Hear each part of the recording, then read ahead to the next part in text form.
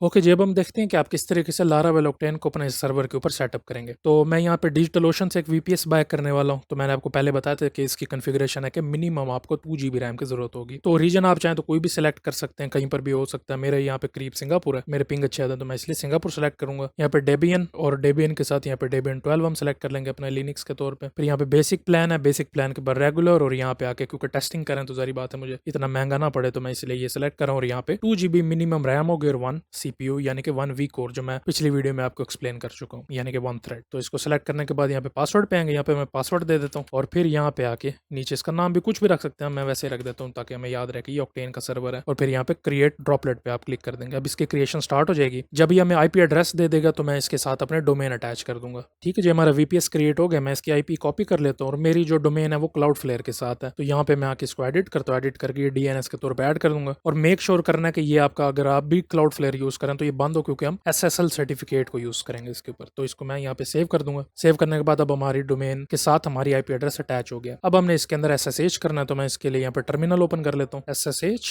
Root @ और यहाँ पे आके मैं आईपी एड्रेस को पेस्ट कर दूंगा, यस करेंगे, फिर यहाँ पे पासवर्ड दे देना अपना। ठीक है जी, हम लॉग इन हो गए। अब इसको पहले हमने अपडेट करना था। इस वीडियो से पहले मैंने आपको लिनक्स की एक स्क्रिप्ट दिखाई थी जो कि लारावेल को आपको सेटअप कर देगी। तो यहाँ पे आप मेरी रिपो पे आ जाएंगे, यहाँ पे आके बैश स्क्रिप्ट पे यहाँ पे आपको मिलेगी linux_setup की स्क्रिप्ट। इसको यहाँ से मैं क्लिक करके कॉपी कर लेता हूँ। कॉपी करने के बाद वापस अपने वीपीएस पे जाऊंगा, यहाँ पे आके नैनो installer.sh नाम जो भी देना चाहे दे सकते हैं। यहाँ पे इसको पेस्ट कर देंगे, Ctrl+Y एंटर कर देंगे। फिर यहाँ पे इसको हम एग्जीक्यूट के लिए chmod+x installer.sh और फिर इसको हम /installer इसको रन करेंगे। अब ये हमारा जितना भी सिस्टम है उसको अपडेट भी कर देगा, और जितने भी हमारे पैकेजेस हमें चाहिए होंगे, composer, nginx, Docker, Certbot, PHP 8.3, Node.js, ये सारा कुछ सेटअप कर देगा। ये मैं उस वीडियो में बता चुका हूँ। अच्छा, जब ये इंस्टॉल हो जाएगा तो फिर इसके बाद हमने यहाँ पे आके देखना है कि आप फ्रैंकिन PHP किस तरीके से इंस्टॉल करेंगे और उसकी सारी जो है वो स्क्रिप्ट वगैरह आपने कैसे कॉपी करने है, कैसे स्टार्ट करना है, तो वो भी यहाँ पे दी हुई है। आप यहाँ पे ना आके लिखेंगे फ्रैंक, लिखेंगे ना, यहाँ पे मिलेगा लारावेल ऑक्टेन एंड फ्रैंकिन PHP। ये मैं आपको एक्सप्लेन करूंगा कि ये काम कैसे करती है, बस आपने तसल्ली रखनी है इसको। ठीक है, देखते जाना है कि हमने कौन कौन से कैसे कैसे स्टेप्स करने हैं। तो फिलहाल हमारे ये यहाँ पे लिनक्स वीपीएस जो वो अपडेट हो रहा है और उसके ऊपर सारे पैकेजेस इंस्टॉल हो रहे हैं। यहाँ पे ना मैंने आपको उस वीडियो में बताया था कि इस तरह का ऑप्शन देगा, बस टैप प्रेस करके एंटर कर देना। ठीक है जी, वो स्क्रिप्ट जो हमने रन की थी वो कंप्लीट हो गई है। इसने हमें यहाँ पे पासवर्ड दे दिया जो कि हमारी MySQL के साथ यूज हो रहा है। तो मैं इसको कॉपी करके अपने पास सेव करके रख लेता हूँ। अच्छा, अब हमने ये करना है कि हमने फ्रैंकिन PHP इंस्टॉल करनी है अपने वीपीएस के ऊपर। तो इसके लिए आप यहाँ पे ऑफिशियल डॉक्यूमेंटेशन में जा सकते हैं, यहाँ भी जो मैंने आपको यहाँ पे ये दिखाया, यहाँ से भी आप इसको कॉपी पेस्ट करके रन कर सकते हैं। यहाँ पे आके स्क्रॉल डाउन करेंगे, आपको ये मिलेगा, ये पहली लाइन आपने कॉपी करनी है। कॉपी करके यहाँ पे आके पेस्ट करके एंटर करेंगे, ये आपकी फ्रैंकिन PHP इंस्टॉल कर देगा आपके वीपीएस के ऊपर। फिर आपने इसको ये कॉपी करके एक्टिवेट कर देना, यहाँ से यहाँ तक ये कॉपी करके इसको पेस्ट कर देंगे। अब ये आपकी फ्रैंकिन PHP भी इंस्टॉल हो गई है। अब हमारे पास लारावेल का कोई प्रोजेक्ट नहीं है जिसके अंदर हम लारावेल ऑक्टेन को इंस्टॉल करें। तो हमने क्या करना है, अपने nginx के लिए हमने लारावेल का प्रोजेक्ट क्रिएट करना है। तो उसको क्रिएट करने के लिए ना मैं ऐसा करूंगा कि हर लिंक आपको दिखा सकूं कि उसके ऊपर SSL एक्टिवेट है। तो मैं लारावेल ब्रीज को यूज करके लाइव वायर का प्रोजेक्ट क्रिएट करूंगा, बस ये दिखाने के लिए कि उसके अंदर सारे लिंक्स जो है उसके साथ हमारा SSL काम करता है। तो मैं ये करता हूँ कि इसके ऊपर ग्लोबल इंस्टॉलर इंस्टॉल कर लेता हूँ। ठीक है, आप नॉर्मल दूसरी कमांड भी यूज कर सकते हैं, कंपोजर क्रिएट प्रोजेक्ट laravel/laravel, लेकिन उसके लिए फिर आपको ब्रीज यूज करना पड़ेगा। लेकिन यह कि मैं इसको डायरेक्ट यूज कर लेता हूँ, इंस्टॉलर स्क्रिप्ट को इंस्टॉलर के थ्रू हम प्रोजेक्ट को क्रिएट कर लेंगे। ठीक है, इसको यहाँ से आके ये दूसरी कमांड है इसको भी पेस्ट कर देंगे, और थर्ड कमांड जो इसको भी यहाँ पे पेस्ट कर देंगे। आप यहाँ स्क्रीन को रोक के इसको देख सकते हैं, या फिर आप चैट जीपीटी से भी पूछ सकते हैं कि ग्लोबल इंस्टॉलर में कमांड कैसे ऐड कर, आपको बता देगा वो। तो ये रन हो गया। अब अगर मैं यहाँ पे laravel न्यू लिखता हूँ, एंटर करता हूँ, तो ये देखिए मुझे दिखा रहा है कि अब आप इस कमांड को यूज कर सकते हैं। अब हमने अपने nginx के अंदर डायरेक्ट प्रोजेक्ट क्रिएट करना, तो मैं ये करता हूँ cd/var/www,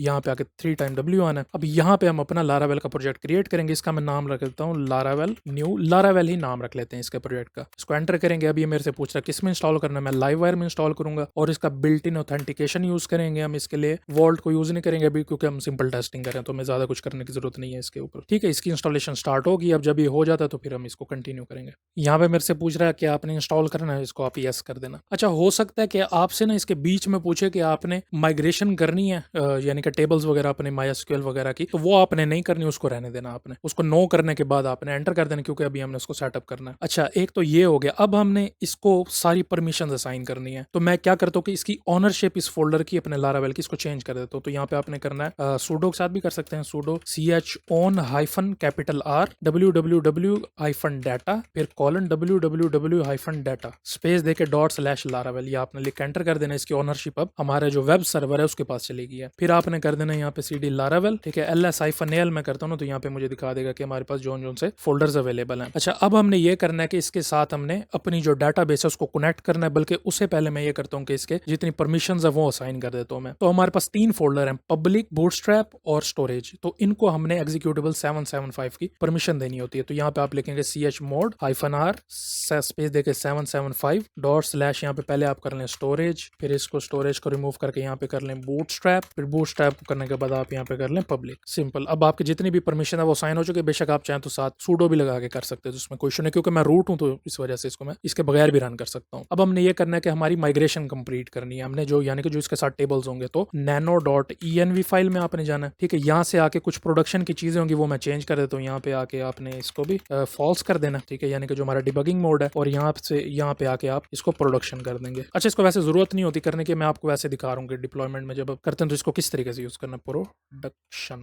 और यहाँ पे आके मैं अपने डोमेन को भी चेंज कर दूंगा। यहाँ पे https आ जाएगा और इसके साथ हम यहाँ पे कर देते हैं theprimehq.com, ठीक है। यहाँ पे लिख दिया मैंने, अपनी डोमेन भी साथ पास कर दी है। अच्छा, स्क्रॉल डाउन करेंगे, यहाँ पे हमारी SQLite बकायदा दी हुई है। आप इसको यहाँ पे सारा कुछ अनकमेंट कर दें, क्योंकि हमें MySQL को यूज करना है। मैं इसको सारा यहाँ पे अनकमेंट कर देता हूँ और यहाँ पे आके SQLite की बजाय हम कर देते हैं MySQL, जो कि हमारी डॉकर में चल रही है। आप पीछे जाके वीडियो में देख सकते हैं कि हमने इसको किस तरीके से इंस्टॉल किया था। अच्छा, यहाँ पर जो हमारी Laravel है, इसका नाम है Laravel DB_Laravel DB। वो उस फाइल के अंदर भी लिखा होगा जो आपने इंस्टॉल की होगी। यहाँ पे मैं आपको बल्कि दिखा भी देता हूँ। अब स्क्रॉल अप करेंगे तो आपको इस फाइल के अंदर यहाँ पे मिलेगा, ये दिया हुआ Laravel DB। और Laravel हमारा जो ये यूजर है, और इसके साथ जो पासवर्ड है वो एंड में जनरेट होके आ गया था।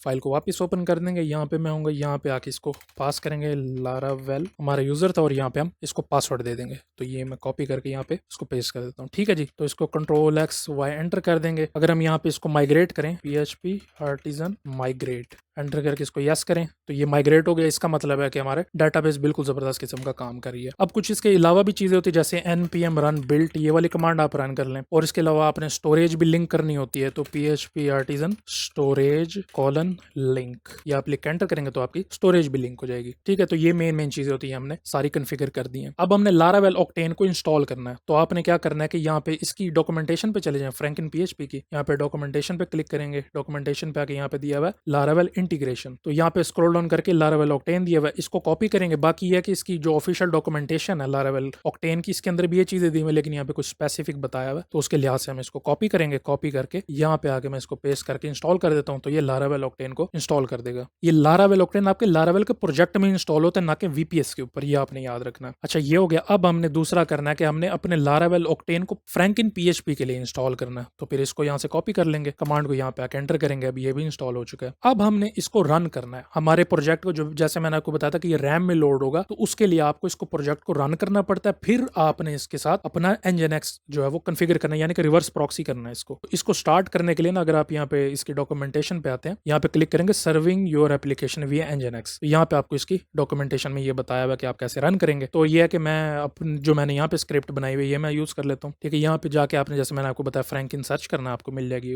Octane में, ठीक है। यहाँ पे ये फर्स्ट वाली हम रन कर चुके हैं, ये इंस्टॉल हो चुका है। ये सेकंड वाली भी इंस्टॉल हो चुकी है, जो कि अभी हमने की है। अब हमने इसको स्टार्ट करना है Laravel Octane को। तो इसके लिए ना हम बैकएंड सर्विस बनाते हैं। सिस्टम डी सर्विस बेसिकली होती है कि ये अगर आपका लिनक्स VPS रीस्टार्ट हो जाता है तो ये खुद ब खुद उसको भी चला देगा। तो इसके लिए यहाँ पे आपने इसको कॉपी कर लेना है। नाम बेशक सेम ही रखना चाहे आप रख सकते हैं। तो यहाँ पे आके एंटर करेंगे और यहाँ से इसको पूरा ये जो डॉटेड लाइंस है इसके बीच में जो ये सारा कॉपी कर लेंगे। कॉपी करके यहाँ पे आके पेस्ट करेंगे। अच्छा, यहाँ पर जो चीजें चेंज करने वाली आपकी होंगी वो होंगी कि ये आपका प्रोजेक्ट किधर है। यहाँ पे var/www Laravel में मैंने रखा था, तो इसको यहाँ पे सेम रखना है। और यहाँ पर आपको दिखाया हुआ कि आप इस तरीके से ये कमांड रन करेंगे। ऑफिशियल डॉक्यूमेंटेशन में भी ये दिया हुआ है। और अगर आप फ्रैंकलिन PHP में जाएंगे, यहाँ पे ये देखें ये दिया हुआ है। अगर आप ये कमांड रन करते हैं तो ये जिस तरीके, ये उसी तरीके से जैसे होता है ना PHP आर्टिजन सर्व, ये उसी तरीके से, लेकिन अभी आप Octane को चला रहे हैं, इसका ये मतलब होगा। यहाँ पे आप पोर्ट भी देख सकते हैं 8000। अगर मिसाल के तौर पे आपने 2 प्रोजेक्ट एक ही VPS पे चलाए हो तो आप पोर्ट चेंज करते हो तो वो वाला स्टार्ट हो जाएगा। और यहाँ पे जारी बात है उसका फोल्डर भी डिफरेंट होगा, लेकिन हम क्योंकि Laravel में रखा हुआ है तो ये इस तरीके से हमें काफी है। अच्छा, यहाँ पे आपको एक और चीज देखनी पड़ेगी, मैंने खुद टेस्ट नहीं की, ये मैं आपको बता देता हूँ, लेकिन वो ये है कि यहाँ पर ना अगर आप आएंगे तो $-वॉच दिया हुआ है। मैंने यहाँ पे पास किया था तो ये खराब हो गई थी। ये है कि अगर आपकी कोई फाइल में आप चेंजेस करते हैं ना, तो वो उसके बाद आपको फिर इस सर्विस को रीस्टार्ट करना पड़ता है ताकि वो नए वाले चेंजेस आप जो है वो फेच कर सकें। तो फिलहाल अभी मैं आपको दिखा देता हूँ कि कैसे करना आपने। अब आपने कंट्रोल एक्स वाई एंटर कर देना, अभी ये सेव हो चुका है। वापस स्क्रिप्ट पे आ जाते हैं, इस डेमन को मैं कॉपी कर लेता हूँ, कॉपी करके हमारे VPS पे आके यहाँ पे इसको पेस्ट कर देंगे, ये रिलोड हो जाएगा। अब दूसरा करना है कि हमने इसको स्टार्ट करना अपनी सर्विस को, तो इसको यहाँ पे एंटर करके स्टार्ट कर देंगे। अब इसके थ्रू आपने इसका स्टेटस देखना होगा, जब भी आपने देखना होगा ना कि ये चल रहा है या नहीं, या कोई मसला तो नहीं है इसमें, तो आपने ये वाली कमांड रन करनी है, sudo systemctl status laravel octane। यहाँ पे देख सकते हैं कि ये एक्टिव है, इसका मतलब है कि ये बिल्कुल ठीक चल रहा है। फिर आपने यहाँ पे आके देखना है कि ये रीस्टार्ट अगर आपने करना हो, जैसे मैंने आपको बताया कि अगर आपने फाइल्स में चेंजेस करनी होंगी तो फिर आप इस कमांड को यूज करके यहाँ पे कर सकते हैं। इसको पेस्ट करके एंटर करेंगे तो ये रीस्टार्ट हो जाएगी। अच्छा, आप एच टॉप लिख के एंटर करेंगे ना, तो ये देखें, ये अब देख सकते हैं कि अगर हमारे पास 1 GB रैम होती सिर्फ हमारे सिस्टम में, तो ये कितना यूजर, ये कंप्लीट यूज हो जाती, बाकी सारा आपका सिस्टम ही क्रैश कर जाता। ठीक है, तो इसलिए मैंने यहाँ पे 2 GB वाला VPS लिया था। अब ये बिल्कुल यानी कि टॉप लेवल पे इस टाइम चल रहा है कि पूरी फुल परफॉर्मेंस देगा आपको ये। अब ये हो गया। अब हमने करना है Nginx की कॉन्फ़िगरेशन, तो यहाँ से आके आप इसको कॉपी कर लें। तो ये वाला पार्ट जो ये मेरे डोमेन होगी, यहाँ पे domain.com जैसे मैंने लिखा हुआ है, तो ये मैं पेस्ट करूंगा। इसको मैं यहाँ से कॉपी करता हूँ, कॉपी करके आके इसको कंट्रोल X करके रोक देते हैं, कंट्रोल G से इसको पेस्ट करते हैं। पेस्ट करके यहाँ पे मैं लिखता हूँ theprimehq.com, एंटर कर देते हैं, ये ओपन हो जाएगा। अब ये आपने कॉपी करना है और इसमें कुछ चेंजेस करनी है। अब यहाँ पे देख सकते हैं कि हमें दिया हुआ पोर्ट 8000। अब ये पोर्ट 8000 वो वाली जो आपने यहाँ पे पास की थी, इसके ऊपर बेसिकली आपका लारावेल ऑक्टेन चल रहा है इस टाइम, ये आपने याद रखना। अगर कोई और मतलब सेम VPS पे आप डिप्लॉयमेंट करें तो उसके लिए आपको चेंज करना पड़ेगा। अब ये जो डॉटेड लाइंस हैं इसके बीच में जो भी है अपने कॉपी कर लेना, कॉपी करके वापस VPS पे जाके इसको यहाँ पे पेस्ट कर देंगे। अच्छा, अब आपने कुछ चीजें यहाँ पे चेंज करनी है। पहले तो जो अगर हमारे कोई लॉग्स होंगे तो ये यहाँ पे domain.com लिखा है, इसको आपने कर देना theprimehq.com। जारी बात है आपकी अपनी डोमेन होगी तो वो आपने लिखनी है यहाँ पे theprimehq.com। इसके अलावा यहाँ पे आपने आके देखना होता है जो जहाँ पे आपने प्रोजेक्ट रखा हुआ है, तो पब्लिक के अंदर जो हमारी इंडेक्स की फाइल होती है वो यहाँ पे होती है, तो इसलिए हमने पब्लिक पास किया है। और एक और चीज के लिए भी ये इंपॉर्टेंट है। अब आप सोच रहे होंगे मैंने तो यहाँ पे नीचे रिवर्स प्रॉक्सी कर दिया, तो ये मुझे ऊपर क्यों देना पड़ रहा है? इस वजह से देना पड़ रहा है कि आप अपनी स्टैटिक फाइल जैसे आपकी इमेजेस होंगी वो आप सर्व कर सके, तो इसके लिए आपने यहाँ पे ये इसको पास भी करना होता है। ये हो गया एक तो। और दूसरा लास्ट ये होगा कि यहाँ पे आपने इसमें भी आपने अपने डोमेन पास कर देना theprimehq.com। अच्छा, जिनकी सब डोमेन होगी ना वो सब के साथ लिख सकते हैं। मिसाल के तौर पे octane.theprimehq.com अगर कोई भी रखी हुई, octane रखी है या माई सिस्टम या बैकएंड जो भी मर्जी रखी है वो आप यहाँ पे देख सकते हैं। अब यहाँ पे हमारा डोमेन भी चेंज हो गया और यहाँ पे हमारा जो फोल्डर है वो भी यहाँ पे आ गया। कंट्रोल X Y एंटर कर देंगे, यानी कि हमारी हर चीज सेटअप हो चुकी है। अब हमारी Nginx की कॉन्फ़िगरेशन चेंज हो चुकी है। अब हमने इसको लिंक करना, तो यहाँ पे ये कमांड दी, इसको कॉपी कर लेना आपने, कॉपी करके आके VPS में लिखेंगे। यहाँ पे आपने जो सिर्फ चीज चेंज करनी वो है ये अपनी domain.com। इसको आप दाल लिख के टैब प्रेस करेंगे ना, ऑटोमेटिक कंप्लीट कर देगा। तो theprimehq.com में मेरी तो एंटर कर दूंगा, या जगह अब इसको मैं यहाँ पे रीस्टार्ट कर देता हूँ इस सर्विस को पूरी। अपने Nginx को अगर आप सिंपल ये लिखते हैं ना sudo nginx-t, तो ये आपको बताता है कि अगर आपकी कोई गलती है फाइल्स में तो वो आपको एक्सप्लेन कर देता है नीचे। अब क्योंकि मुझे पता है कि मेरी 100% कंप्लीट है, तो ये इसको यहाँ पे लिस्ट भी कर देगा और यहाँ पे इसको स्टार्ट भी कर देगा Nginx को। ये आपने हमेशा करना है, जब भी नई कॉन्फ़िगरेशन करनी है Nginx को रीस्टार्ट करना है। अच्छा, अब मैं इसको एक दफा विजिट करता हूँ theprimehq.com, यहाँ पे जाके देखते हैं अगर कोई एरर है तो उसको हम फिक्स करेंगे। चलिए, तो यहाँ पे हमें कुछ नजर नहीं आ रहा, तो अब हम चेक कर लेते हैं कि हमारे क्या प्रॉब्लम है। यहाँ पे पहली चीज हम ये करते हैं कि इसके ऊपर SSL सर्टिफिकेट को इंस्टॉल कर लेते हैं। तो इसके लिए भी यहाँ पे आपको कमांड नीचे दी हुई होगी, यहाँ पे ये आप आएंगे वापस स्क्रिप्ट पे तो आपको मिलेगी ये वाली। यहाँ से मैं इसको कॉपी करके यहाँ पे पेस्ट कर देता हूँ। पेस्ट करने के बाद स्पेस देके यहाँ पे theprimehq.com। अब इसके बाद ये आपसे पूछेगा आपका ईमेल एड्रेस, तो आप यहाँ पे दे सकते हैं। तो मैं पहले आपने ईमेल देनी है, फिर यहाँ पे आपसे पूछेगा कि आपने यस करना है, इसको वाई करना है, नीचे भी आपने वाई करना है। इसको एंटर करेंगे तो ये आपके सक्सेसफुली डिप्लॉय हो गया। अब हमारा SSL सर्टिफिकेट इंस्टॉल हो चुका है। अब जब भी ये एक्सपायर होगा तो ये ऑटोमेटिकली रिन्यू भी हो जाया करेगा, इसके लिए आपको टेंशन लेने की जरूरत नहीं, आपका SSL सर्टिफिकेट भी इंस्टॉल हो गया। मैं आके एक दफा इसको रिफ्रेश करता हूँ, ये देखें जैसे ही SSL सर्टिफिकेट इंस्टॉल हुई है यहाँ पे काम करने लग गया। अब एक और चीज हम करेंगे कि यहाँ पे अगर आप कॉन्फ़िगरेशन में जाते हैं ना, तो यहाँ पे आपको बताया होगा HTTPS, तो यहाँ पे HTTPS लिखेंगे। इसको मैं यहाँ पे देख लेता हूँ 2-3 दफा जाके। यहाँ पे ये दिया हुआ आपको सर्विंग योर एप्लीकेशन विया HTTPS। तो आप ये करेंगे कि ये जो octane_HTTPS है इसको आपने ना पास कर देना यहाँ पे अपनी env वाली फाइल में। तो यहाँ पे लिखेंगे nano.env और यहाँ पे आप कहीं पर भी जाके दे सकते हैं। वैसे स्क्रॉल डाउन करेंगे ना बिल्कुल नीचे आएंगे, यहाँ पे आपको एक कॉन्फ़िगरेशन ये इसने ऑटोमेटिकली ऐड की थी, इसको यहाँ पे पेस्ट कर देंगे, = true लिख देना आपने। यहाँ पे इसको कंट्रोल X Y एंटर कर देना। एक और चीज रिकमेंड करूंगा आपको ना, अगर आपने इसको याद रखना हो कि हम इसके ऊपर काम किया तो इसको आपने ना कॉपी करना है। कॉपी करके आपने ना ये करना है nano.env.example। अगर आप मिसाल के तौर पे फ्यूचर में रखते हैं तो यहाँ पे ना इसको पेस्ट कर दें ताकि आपको याद रहे कि आप लारावेल ऑक्टेन के साथ जब आपने यूज करना तो ये वाली कॉन्फ़िगरेशन आपने .env वाली फाइल के अंदर पास करनी होती है, क्योंकि बाय डिफॉल्ट ये इसके अंदर नहीं आती .env_example में, सॉरी .env.example में। अब हमने कुछ क्योंकि कॉन्फ़िगरेशन चेंज किया तो आपको चाहिए यहाँ पे ना इसको एक दफा रीस्टार्ट कर लें। तो sudo systemctl restart laravel tab press करेंगे, लारावेल हाइफन ऑक्टेन जो हमारी सर्विस का नेम था ये आ जाएगा। अभी ये रीस्टार्ट हो गया। मैं यहाँ पे कंट्रोल आर प्रेस करता हूँ तो